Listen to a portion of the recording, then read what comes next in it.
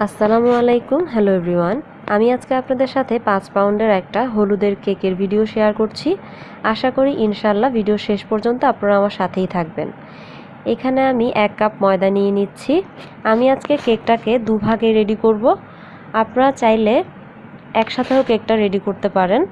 আমার কাছে 14 ইঞ্চি মোল্ড ছিল না, এজন্য আমি 2 ভাগে কেকটাকে রেডি করে নিয়েছি। আপনারা সেম রেশিওতে ডাবল করে কেকটা মেক করতে পারেন। এখানে আমি প্রথমে 1 কাপ ময়দা নিয়ে নিয়েছি, এরপর 2 টেবিল চামচ ময়দা সরিয়ে নিয়েছি, এরপর এখানে আমি 2 টেবিল চামচ কোকো পাউডার দিয়ে দিয়েছি, এরপর দিয়ে দিচ্ছি 1 টেবিল চামচ কর্নফ্লাওয়ার, এরপর দিয়ে দিচ্ছি খুব সামান্য লবণ এবং এখানে আমি দিয়ে দেব 1 চা চামচ বেকিং পাউডার। আমি এখানে কর্নফ্লাওয়ার এবং বেকিং পাউডার ফোস্টার ক্লার্কের ব্যবহার করছি। আপনারাও চেষ্টা করবেন ভালো ব্র্যান্ডের বেকিং পাউডার এবং কর্নফ্লাওয়ার ব্যবহার করতে। এছাড়া আমি এখানে মালয়েশিয়ান কোকো পাউডারটা ব্যবহার করেছি। এরপর একটা চালনির সাহায্যে আমি এই শুকনো উপকরণগুলোকে চেলে নিচ্ছি। আপনারা এই শুকনো উপকরণগুলোকে 2 থেকে 3 বার চেলে নেবেন, তাহলে কেক সফট হবে। এরপর একটা হ্যান্ড হুইস্কের সাহায্যে এগুলোকে একসাথে মিশিয়ে আমি একটা সাইডে রেখে দিচ্ছি। আমি এখানে রুমের স্বাভাবিক তাপমাত্রায় থাকা 4টা ডিম এবং কুসুম আলাদা করে নিয়েছি। কুসুমের সাথে আমি 2 টেবিল চামচ সয়াবিন তেল নিয়ে নিয়েছি। এখানে আমি ভ্যানিলা এসেন্স ব্যবহার করব 1 চা চামচ, চকলেট ইমালশন ব্যবহার করব 1 চা চামচ এবং চিনি ব্যবহার করব হাফ কাপ। এবার বিটারের সাহায্যে আমি ডিমটাকে ফোম করে নিচ্ছি। আপনারা সেম রেশিওকে ডাবল করে কেকটা মেক করে নিতে পারেন। আপনাদের ডিমগুলো যদি ছোট সাইজের হয় তাহলে আপনারা 10টা ডিম দিয়ে কেকটা মেক করবেন, আর যদি ডিমগুলো বড় সাইজের হয় তাহলে 8টা ডিম দিয়ে কেকটা আপনারা মেক করতে পারেন। আপনারা চাইলে একসাথে 8টা ডিম দিয়েই কেকটা রেডি করে ফেলতে পারবেন। আমার কাছে ওরকম মোল্ড না থাকায় আমি কেকটাকে দুভাগে বানিয়ে নিয়েছি। ডিমটা যখন বিট করতে করতে এরকম সাদাটে ফোম হয়ে আসবে তখনই আমি এখানে চিনি দিয়ে দিচ্ছি। চিনিটা আমি একবারে দিব না, 2 থেকে 3 বারে চিনিটা দেব এবং বিটারের সাহায্যে বিট করে নিচ্ছি।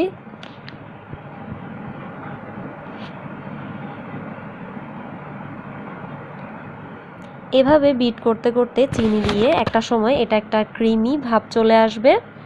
এরপর আপনারা হাত দিয়ে চেক করে দেখবেন যে চিনিটা গলেছে কিনা। চিনিটা যখন গলে যাবে তখন আমি এখানে আগে থেকে নিয়ে রাখা তেল এবং ডিমের কুসুমগুলোকে দিয়ে দিচ্ছি। এরপর দিয়ে দিচ্ছি চকলেট ইমালশন 1 চা চামচ এবং দিয়ে দিচ্ছি ভ্যানিলা এসেন্স 1 চা চামচ। এবার এই উপকরণগুলোকে ডিমের ফোমের সাথে 10 থেকে 15 সেকেন্ডের জন্য আমি বিট করে নিচ্ছি, যতক্ষণ না এটা একসাথে মিশে যায়। খুব বেশি বিট করা যাবে না, তাহলে দেখা যাবে ডিমের ফোম নষ্ট হয়ে যেতে পারে। এরপর ব্যাটারটাকে আমি একটা সাইডে সরিয়ে নিচ্ছি। আপনারা চাইলে বিটারের একটা কাঁটা দিয়েও শুকনো উপকরণগুলোকে ডিমের ফোমের সাথে মিশিয়ে নিতে পারেন, অথবা এরকম একটা হ্যান্ড হুইস্কের সাহায্যেও কাজটা করে নিতে পারেন। এরপর 2 থেকে 3 বারে একটা চালনির সাহায্যে আগে থেকে চেলে নেওয়া ময়দাটাকে আরও একবার চেলে আমি হ্যান্ড হুইস্কের সাহায্যে এভাবে মিশিয়ে নিচ্ছি। আপনারা ময়দাটাকে ডিমের ফোমের সাথে মেশানোর সময় একটু ধৈর্য সহকারে মেশাবেন। এই কাজটা করার সময় কখনোই তাড়াহুড়া করা যাবে না। একটু সময় নিয়ে ব্যাটারটাকে মেশালে কেকটা অনেক বেশি সফট হবে এবং কেকটা ডেবে যাওয়ারও চান্স থাকে না। এই কাজটা করার সময় যদি তাড়াহুড়া করা হয় তাহলে ডিমের ফোমটা নষ্ট হয়ে যেতে পারে। এভাবে আমি সম্পূর্ণ ময়দাটাকে মিশিয়ে নিচ্ছি। মেশাতে মেশাতে একটা পর্যায়ে আমার কাছে মনে হয়েছে যে এখানে ময়দার পরিমাণ কিছুটা বেশি হয়েছে, এজন্য আমি এখানে প্রায় 1 টেবিল চামচ গুঁড়ো দুধের সাথে 1 টেবিল চামচ পানি দিয়ে লিকুইড দুধ তৈরি করে নিয়েছি। এরপর এটা আমি ব্যাটারের সাথে দিয়ে দিয়েছি। আপনাদের ডিমের ফোমের সাথে ময়দা মেশালে একটু ড্রাই যদি না হয়ে যায় তাহলে দুধটা না দিলেও চলবে। এরপর আমি এখানে 12/8 ইঞ্চি একটা ট্রেতে কেকটাকে ঢেলে নিয়েছি।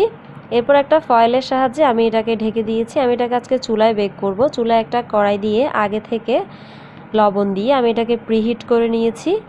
এরপর আমি আমার ট্রেটা দিয়ে কেকটাকে চুলায় বেক করব 25 থেকে 30 মিনিটের জন্য। এরপর কেকটা ঠান্ডা গরম গরম থাকা অবস্থায় আমি র্যাপিং দিয়ে মুড়িয়ে নিয়েছিলাম। এরপর এটা ঠান্ডা হয়ে যাওয়ার পর র্যাপ থেকে বের করে আমি কেকটাকে স্লাইস করে নিচ্ছি। আমার চ্যানেলে already cake cutting video, cream বানানোর টিউটোরিয়াল আমার চ্যানেলে দেয়া আছে। আপনারা আমার ডেসক্রিপশন বক্স চেক করবেন, তাহলে আপনারা আমার ভিডিওগুলো পেয়ে যাবেন। এজন্য আমি আর আজকে ভিডিওতে কেক কাটিংটা শেয়ার করলাম না, যেহেতু ভিডিওটা অলরেডি অনেক বড় হয়ে গিয়েছে। এরপর আমি এখানে 16 ইঞ্চি একটি বোর্ড নিয়ে নিয়েছি। এরপর এখানে কেকের স্লাইস দিয়ে দিচ্ছি। আমি আমার কেকগুলোকে দুটো স্লাইস করে কেটে নিয়েছি। এখানে আমি একটা সুগার সিরাপ তৈরি করেছি। এখানে আমি 1 কাপ পানিতে 1 চা চামচ চকলেট ইমালশন এবং 3 টেবিল চামচ চিনি মিশিয়ে সুগার সিরাপ তৈরি করে নিয়েছি। আপনারা আপনাদের পছন্দ অনুযায়ী সুগার সিরাপটা তৈরি করে নিতে পারেন। এরপর আমি হুইপ ক্রিমের সাথে চকলেট লিকুইড মিশিয়ে নিয়েছি।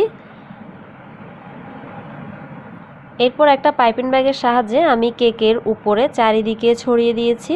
এরপর একটা ব্রেড নাইফের সাহায্যে আমি ক্রিমটাকে সমানভাবে সব দিকে সমান করে দিচ্ছি। যেহেতু কেকটা অনেক বড়, এজন্য আমি এখানে প্যালেট নাইফ ব্যবহার করছি না। প্যালেট নাইফের সাহায্যে করাটা একটু কষ্টসাধ্য ব্যাপার, যেহেতু কেকটা বড়, এজন্য আমি ব্রেড নাইফের সাহায্যে কেকটাকে ফিনিশিং দিয়ে নিচ্ছি।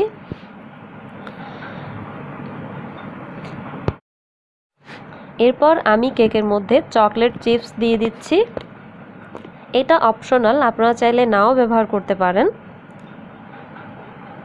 চকলেট চিপসটা দিয়ে দিচ্ছি যাতে মুখে পড়লে খেতে ভালো লাগবে। চারদিকে আমি চকলেট চিপস ছড়িয়ে দিচ্ছি। চকলেট চিপস দিয়ে দেওয়া হয়ে গেলে আমি কেকের আরও একটি স্লাইস দিয়ে সুগার সিরাপ দিয়ে দিচ্ছি।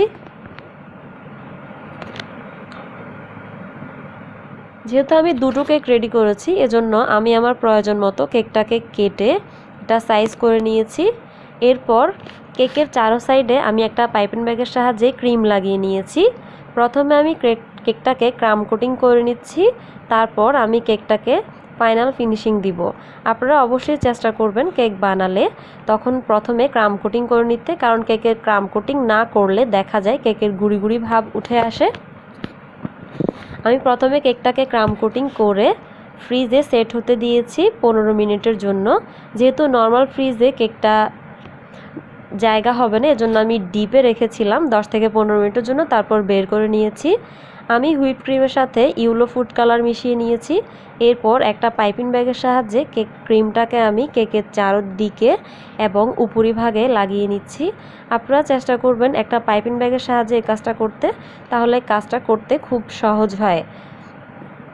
প্যালেট নাইফের সাহায্যে করলে দেখা যায় কোনো দিকে কম কোনো দিকে বেশি ক্রিম হয়ে যায় এবং ফিনিশিং আনতেও আমার কাছে মনে হয় একটু কষ্ট হয়।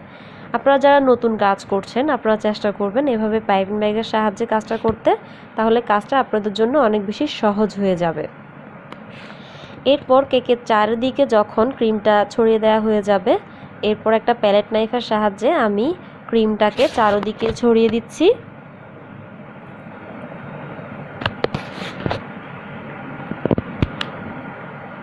কেকের ফিনিশিং আনতেও অনেক সময় লাগে।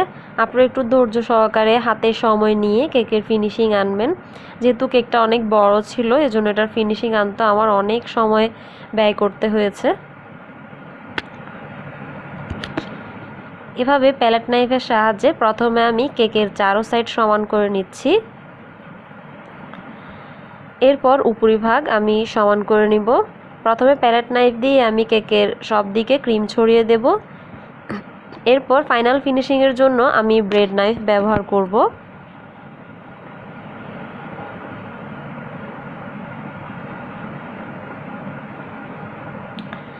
আপনারা যারা নতুন কেক বানাচ্ছেন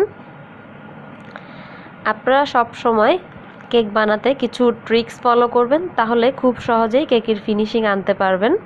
যখন আপনারা কোনো কেক বানাবেন, কেকের ফিনিশিং আনতে যখন আপনাদের কষ্ট হবে, তখন উপরে কিছুটা পানি ছিটিয়ে দিলে দেখবেন কেকের ফিনিশিং আনতে সহজ হয়ে যায়।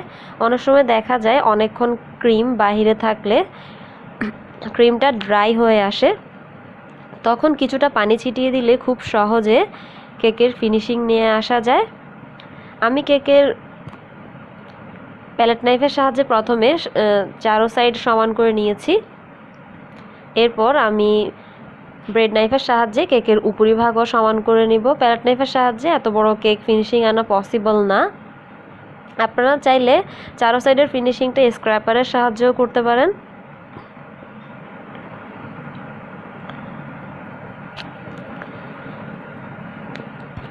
এরপর আমি ব্রেড নাইফে কিছুটা পানি লাগিয়ে নিয়েছি এবং কেকের উপরেও কিছুটা পানি ছিটিয়ে দিয়েছি।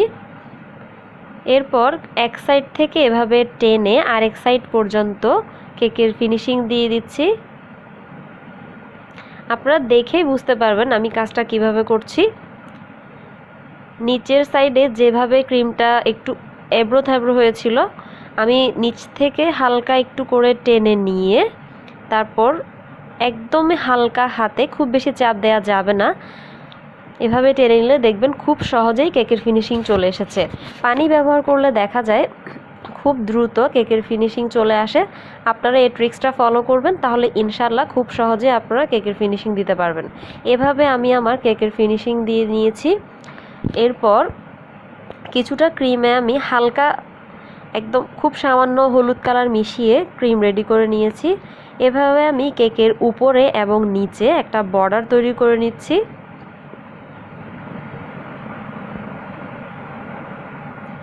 আমি এখানে স্টার নজল ব্যবহার করেছি।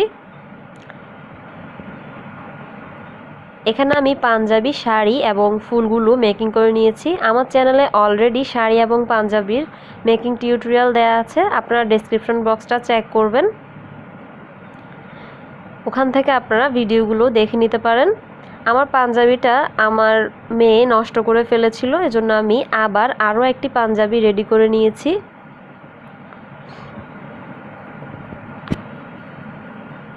এরপর আমি একে একে শাড়ি, পাঞ্জাবি, মেহেদি এবং ফুলগুলোকে বসিয়ে দিচ্ছি।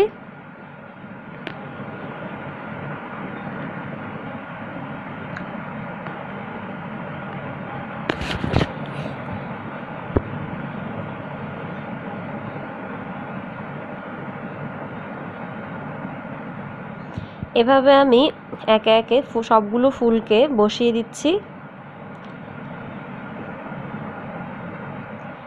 এই কেকের ডেকোরেশনটা পুরোই আমার নিজের ইচ্ছের উপরে ছিল। আমাকে জাস্ট বলা হয়েছিল কেকের উপরে শাড়ি এবং পাঞ্জাবি বসবে।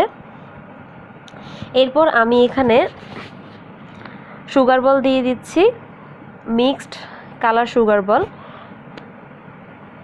আমি চারদিকে কেকের উপরে সুগার বল দিয়ে দিচ্ছি। আমার কেকের ফিনিশিং দেওয়া হয়ে গেছে। কেকটা আলহামদুলিল্লাহ আমার কাস্টমারেরও অনেক ভালো লেগেছে। আপনারা সবাই আমার জন্য দোয়া করবেন, আমার চ্যানেলটা সাবস্ক্রাইব করে আমার পাশে থাকবেন। ভালো থাকবেন, সুস্থ থাকবেন। আল্লাহ হাফেজ।